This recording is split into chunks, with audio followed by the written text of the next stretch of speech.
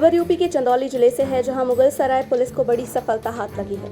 Mughalsarai police ने एक बड़ी अवैध शराब की खेप के साथ 2 शातिर शराब तस्करों को गिरफ्तार किया है। पुलिस अभियुक्तों के पास से भारी मात्रा में शराब बरामद किया है, जिसकी कीमत करीब 2 लाख रुपए बताई जा रही है।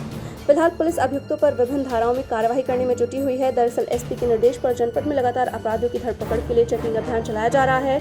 इसी क्रम में मुगलसराय पुलिस को सूचना मिली थी मुठभेड़ से कि 2 व्यक्ति बोलेरो गाड़ी से बनारस से मुगलसराय होते हुए बिहार की तरफ शराब बेचने जा रहे हैं। मामले में कार्यवाही करते हुए मुगलसराय पुलिस ने डाडी गांव के पास वाहनों की चेकिंग शुरू की और इस दौरान पुलिस को मुखबिर द्वारा बताई गई बोलेरो गाड़ी दिखी। पुलिस ने गाड़ी को रोकने के लिए कहा तो गाड़ी चालक भागने लगा, जिसके बाद पुलिस ने घेराबंदी कर उक्त गाड़ी से 2 अभियुक्तों को गिरफ्तार किया है। उक्त गाड़ी से 210 बोतल शराब के साथ 1156 टेट्रा पैक भी बरामद हुए।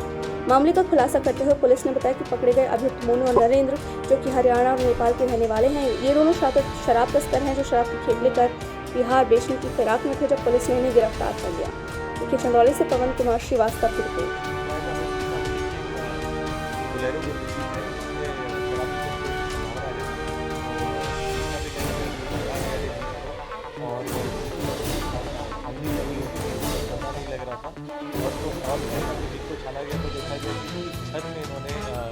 स्टेज बना के वहाँ पे शराब रखी हुई थी और चेचिस के पास इन्होंने क्या कहते हैं बॉक्स बना के उसी के प्लेटफॉर्म पे इन्होंने बॉक्स बना के वहाँ पे शराब रखी थी। 2 लड़के हैं, ये मोनू जो कि हरियाणा का रहने वाला है और नरेंद्र जो कि नेपाल का निवासी है। ये लोग गाड़ी लेके आ रहे थे, बिहार की तरफ जा रहे थे और इसमें से लेकर है और 2 लाख रुपये की शराब लेके इस तरीके से बिहार की तरफ।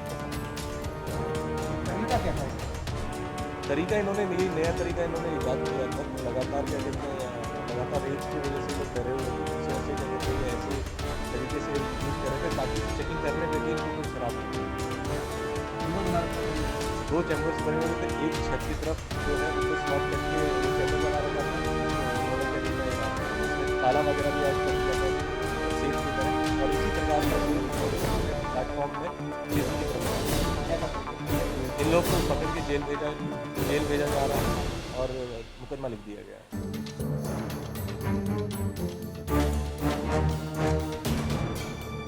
हीरापुर तहसील के झींझक ब्लॉक के अंतर्गत अनंतपुर धौकल गांव में विकास कार्य को लेकर ग्रामीणों ने आरोप लगाया कि गांव में प्रधान के द्वारा कार्य नहीं कराया गया है। गांव में गंदगी का अंबार लगा हुआ है, लेकिन सबसे बड़ी बात तो यह है कि गांव में पानी निकालने के लिए कोई निकास नहीं है। वहीं पर गांव वालों ने बताया कि गांव में सफाई करने के लिए कोई भी सफाई कर्मचारी सफाई करने नहीं आता है। गांव में लगभग जलभराव की समस्या सबसे ज्यादा है। गांव निवासी रामशंकर ने बताया कि सफाई कर्मी यहां नहीं आते हैं। उन्होंने कहा कि इस बात की शिकायत गांव प्रधान से की तो प्रधान जी बोले कि अभी नहीं बनेगी, जब टाइम आएगा तब बनेगी। वहीं पर मौजूद नितिन कुमार समाजसेवी ने बताया कि ग्राम प्रधान अपनी मनमानी के चलते गांव में विकास कार्य नहीं करवा रहे हैं। समाजसेवी ने बताया कि गांव के विकास को लेकर कई बार प्रधान से अवगत कराया, लेकिन उन्होंने कोई जवाब नहीं दिया। वहीं जब हमारे संवाददाता ने ग्राम प्रधान से बात की कि करना चाहिए तो बात नहीं हो सकी। अब देखने वाली बात ये होगी कि क्या ग्रामीणों को जलभराव से कभी निजात मिलेगी या फिर ऐसे ही हर ग्रामीणों पर जलभराव का संकट यूं ही बना रहेगा। देखिए कानपुर देहात से सोनू सिंह की रिपोर्ट। मैं समाजसेवी हूँ। सामने देखो सामने। कहाँ रहते हैं? अनंतपुर धौकल। आज आपके गांव में जगह जगह जलभराव है, क्या है पूरा? जैसे कि हमारे गांव ग्राम प्रधान अनंतपुर धौकल के सुखेंद्र सिंह दौर हैं इस टाइम, उनको ये बात सोचनी चाहिए मतलब ग्राम का किस तरीके से विकास करना है और किस मुद्दे पे विकास करना है, ये तो सारी चीज़ें उनको पता होनी चाहिए। और ये ग्राम प्रधान सुखेंद्र सिंह से आप पूछिएगा तो वो आपको ज़्यादा बेहतर बताएंगे। वो 4 साल पूरी हो गई हैं और मतलब 5वीं साल भी पूरी खत्म हो गई। आप एक समाज सेवी, आपकी तरफ से क्या प्रयास किए जा रहे हैं जनता के हित के लिए? मेरी यही प्रयास है जनता के हित के लिए। मैं माननीय अभी मंत्री जी को भी दिया है और सांसद देवेंद्र सिंह भोले जी को भी दिया अपने गांव के विषय में। तो हमारे गांव में इस टाइम बड़ी गंदगी है। और माननीय मंत्री जी ने, सांसद जी मंत्री का मैं दिखवाता हूँ और हर संभव मदद करूँ। क्या माना जाए प्रधान की पूरी तरीके से घोर लापरवाही गाँव में सामने आ रहा है? वो आपको भी दिख रही है और हमको भी दिख रही है। यहाँ पे जो तैनात सफाई कर्मचारी हैं वो भी अपना कार्य सही तरीके से नहीं कर रहे। अब जब गाँव का मुखिया ही नहीं सही होगा तो सफाई कर्मी कहाँ से सही होंगे बताइए?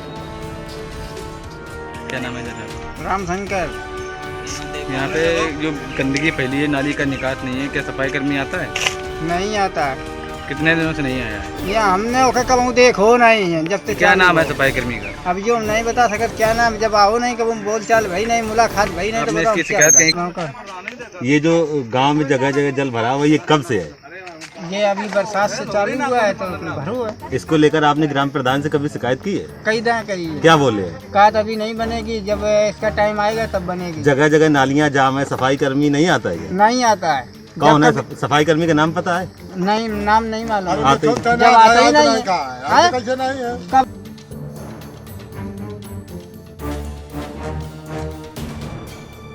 जनपद कानपुर देहात का नाम रोशन करने वाले मेधावी छात्र छात्राओं को कन्नौज लोकसभा के सांसद सुब्रत पाठक ने 30 मेधावियों को सम्मानित करने का निर्णय लिया और इसी क्रम में आज मंगलपुर थाना क्षेत्र के गंगापुरवा गांव में पहुंचकर मेधावी छात्र नवजोत सिंह के घर पहुंचकर मिठाई खिलाई और टैबलेट देकर सम्मानित किया। मेधावी छात्र ने बताया कि उन्होंने हाई स्कूल की परीक्षा में जनपद कानपुर देहात में 8वां स्थान प्राप्त किया है, जिसका श्रेय उन्होंने अपने माता पिता को दिया और एक डॉक्टर बनने की इच्छा जताई है। साथ ही कहा कि वो डॉक्टर बनकर सेवा करना चाहते हैं। सांसद ने कहा कि उनकी शुभकामनाएं और आशीर्वाद उनके साथ हैं। आगे भी आप ऐसे ही नंबरों से पास हो और जिले का और अपने माता पिता का नाम रोशन करें। वहीं मेधावी छात्र के पिता ने सांसद सुब्रत पाठक से गांव में कीचड़ युक्त सड़क को बनवाने का निवेदन किया। मौके पर मौजूद ब्लॉक प्रमुख पति बब्बन शर्मा ने कहा कि सड़क का निर्माण करवा दिया जाएगा। सर, आज आप मजरा मंगलपुर के गंगापुरवा गांव में यहाँ पे मेधावी छात्र का सम्मान किया है, क्या संदेश देना चाहते हैं उसको? नहीं, देखिए, मेरा सीधा संदेश है कि जिस प्रकार से एक बच्चा साल भर कठिन मेहनत करता है और एक तरीके से तपस्या करता है अपनी लगन से और फिर वो इतने अच्छे नंबर लाता है और कहीं ना कहीं ज़िले में मेधावियों के टॉप 10 में अपना स्थान बनाता है, तो ऐसे बच्चों को सम्मानित करने का मेरा सिर्फ मकसद यही है कि निश्चित रूप से इससे कम पढ़ाई का एक वातावरण बने और इसको देखकर कम से कम अन्य बच्चों में भी एक अच्छा संदेश जाए और आगे वाले समय में उन बच्चों का भी पढ़ाई के प्रति रुझान हो और वह भी इस प्रेरणा के साथ में कि हमें भी टॉप करना है, अपनी पढ़ाई को आगे बढ़ाएं, बस इस उद्देश्य के साथ। सर, आपके द्वारा कितने मेधावी छात्रों का सम्मान होना और अभी तक कितने लोगों किया जा चुका है? अब लगभग ये जो मेधावियों की सभी यूपी बोर्ड और सीबीएसई बोर्ड मिलाकर जो सूची है हाई स्कूल और इंटर की, वो तो लगभग मेरे ख्याल से 90 के आसपास की है जो टॉप 10 जो अपने ज़िले में आए हैं। लेकिन अभी पहले चरण में हमने लोगों ने 30 बच्चों का सम्मान पूरी लोकसभा में कर किया है और दूसरा चरण हमारा 15 तारीख के बाद शुरू होगा। क्या नाम? हमारा नाम नवजोत सिंह है। कौन सी क्लास की परीक्षा उत्तीर्ण की है? कक्षा 10 की परीक्षा उत्तीर्ण। कौन सा स्थान मिला कानपुर देहात जिले में? 8वां स्थान मिला। किस विद्यालय में पढ़ रहे थे? आर्यभट्ट विद्या मंदिर मंगलपुर कानपुर। आज आपको कन्नौज लोकसभा के सांसद सुब्रत पाठक द्वारा सम्मानित किया गया, आपको कैसा महसूस हो रहा है? मैं बहुत गर्व महसूस हो रहा हूँ। आगे जो और भी छात्र पढ़ रहे हैं आपके गांव के या क्षेत्र के, उनके लिए आप क्या संदेश देना चाहेंगे? वो भी ऐसे ही अपने देश के लिए, अपने परिवार के लिए, अपने घर वालों के लिए, गांव के लिए अपना आगे आपका क्या लक्ष्य है? हमारा लक्ष्य है डॉक्टर बनने का।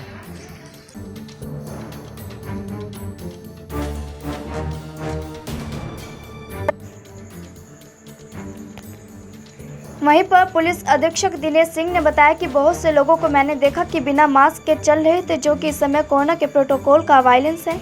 यह महामारी क्षेत्र में अपने प्रकाष्ठा पर है, इसके लिए बचाव की आवश्यकता है। जरूरी है कि मास्क पहने। हम पूरा प्रयास कर रहे हैं कि लोगों में जागरूकता विकसित हो, लेकिन तब भी लोग नहीं पहनेंगे तो हम उनके विरोध कानूनी कार्रवाई भी करेंगे। अभी तो आरक्षी हमको दिखाई दिए जिन्होंने मास्क नहीं पहना हुआ था, उनका हमने 100 रुपये का चालान किया है।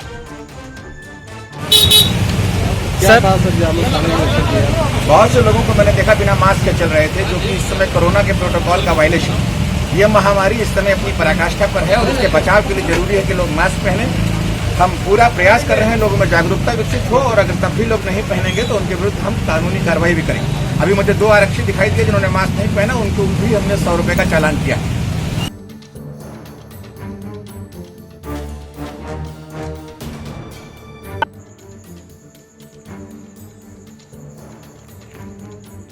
ऐसा ही एक मामला कस्बा उझानी को मोहल्ला भर्रा टोला गोदमिरी का प्रकाश में आया है, जहां का कोटेदार श्याम किशन कोटे का राशन लेने लोगों को हर महीने ही हर परमिट पर 1 किलो राशन कम दे रहा है। जैसे ही कुछ लोगों ने इसका विरोध किया, तब कोटेदार का कहना था इतना ही मिलेगा, लेना है तो लो, नहीं तो अपने घर जाओ। जब हमारी टीम ने जानकारी ली तो बताया गया हमें सप्लाई ऑफिस से ही चावल कम मिला है, हम अपने घर से देंगे। लेकिन कार्ड धारकों के कार्डों पर पूरा चल रहा था। क्या कोरोना महामारी के चलते यह कोटेदार भी पब्लिक को मारने की कोई कसर नहीं छोड़ रहे हैं? शासन प्रशासन की इस ओर नजर नहीं जा रही है। हमारी वसीला ये बदलते रहते हैं। हमारी क्या फिलहाल अभी कितने दिन से बदले हुए हैं? हुए 3-4 महीने 4 महीने 4-5 महीने लगभग हो गए। 4-5 महीने हो। बिगर नाम से ही आप राशन खा के जाके आते हैं? इनके नाम की हमें क्या जरूरत पड़ती है? जरूरत पड़ती है। बिल वगैरह, बिल वगैरह, बिल रसीद वगैरह कुछ भी प्राप्त मिलता है आपके लिए? रसीद वगैरह देते हैं। हाँ, तो वो रसीद दिखाइए आप। रसीद देते हैं मामा जी।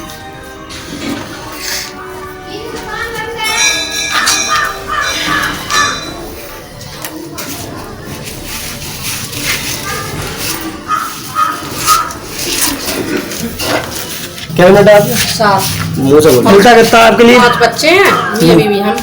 तो 30 किलो मिलता है आपको। मिलता है गेहूँ कितना मिलता है? 18 किलो गेहूँ और चावल? चावल 18 में से 1 यूनिट तो 5 किलो, तो 35 किलो हो गया आपका। 30 किलो मिलता है। आपको 30 मिलता है, 5 तो वैसे ही कम मिल रहा है।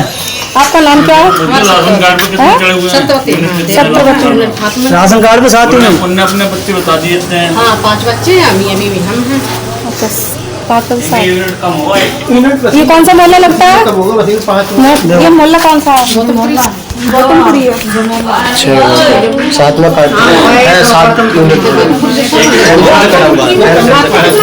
7 यूनिट है जो पेंसिल का निशान।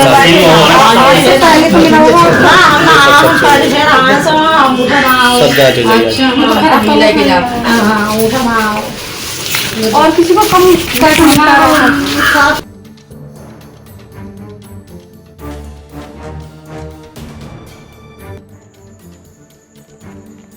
बहराइच आपने तो सुना ही होगा, आशियाना बनाने में लोगों को पूरी ज़िंदगी लग जाती है, पर कुछ ऐसे भी लोग हैं जो अपना आशियाना खुद तोड़ते हैं। हम आपको बताते चले, बहराइच सगाघरा नदी के किनारे जीवन यापन करने वाले कुछ ऐसे भी हैं जो अपना आशियाना खुद ही तोड़ते हैं।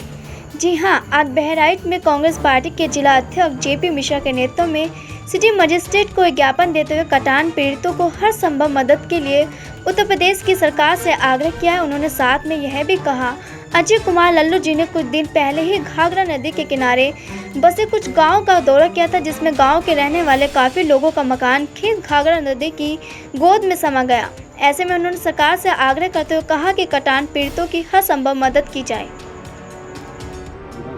विधानसभा में भी हमारे प्रदेश अध्यक्ष जी ने यह आश्वासन दिया कि ये पीड़ितों की आवाज़, इन्होंने बाकायदा इसका डाटा नोट कर लिया है कि इसमें कमियां क्या है, दूर कैसे करनी है। विधानसभा में भी हमारे प्रदेश अध्यक्ष जो विधायक भी हैं तो जिलाध्यक्ष जी, आपके जिलाध्यक्ष बनते ही कुछ लोगों द्वारा इस्तीफा भी दे दिया गया है, इस पर क्या कहेंगे? मेरा अपना परिवार है। जब परिवार में कभी कभी ऐसा होता है, बाप अपने बेटे को मारता है कभी, और बाप बेटा भी कभी कभी बाप से गुस्सा होता है और साथ हम चले जाओ घर छोड़ के। लेकिन ऐसा एक परिवार में होना बहुत ही लाजमी है, और इस परिवार में अगर ये नहीं है तो लगता है कि प्रेम नहीं है, एक स्वार्थ की भावना है। और जहाँ प्रेम होगा वहाँ ये चलता है। मेरा मानना है हर घर में चलता है। ये तो हमारा कुलबा तो बहुत बड़ा है और उनको मना लिया गया है, वो मेरे साथ हैं। और आने वाले वक्त में कुछ दिन बाद आप लोगों के सामने वही बाइट देंगे, और आने वाले वक्त में आपके सामने हमारे भाई के रूप में होगा। जी, आज आपके द्वारा एक ज्ञापन नगर मजिस्ट्रेट साहब को सौंपा गया है, क्या मांगे हैं, क्या कहना चाहेंगे? सबसे पहले तो हम आप सभी मीडिया बंधुओं को बधाई देना चाहते हैं और आशीर्वाद प्राप्त करना चाहते हैं कि हम आज बहराइच के जिलाध्यक्ष बनाए गए हैं। आप उसमें सहयोग करें और समाज की लड़ाई लड़ने में हमें मदद करें और आशीर्वाद करें। दूसरी बात यह है कि कल हम अजय कुमार लल्लू जी कटान पीड़ितों को देखने गए थे कि किस तरह से उनकी दुर्दशा है, कुछ जिले में क्या उनको लिए किया गया सरकार की तरफ से।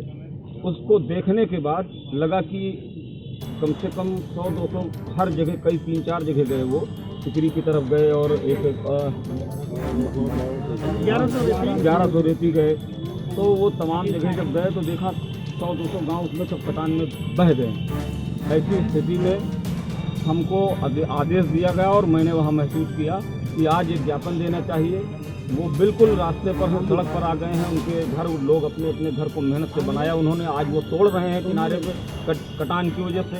उनकी अंतर्दशा क्या होगी जब जीवन भर आदमी पूरी कमाई करता है और अपने हाथ से उस घर को तोड़ना पड़े, कि क्या पीड़ा होगी उसकी, ये वही जानता होगा, या जिसने अपना घर खोया होगा वो जानता होगा।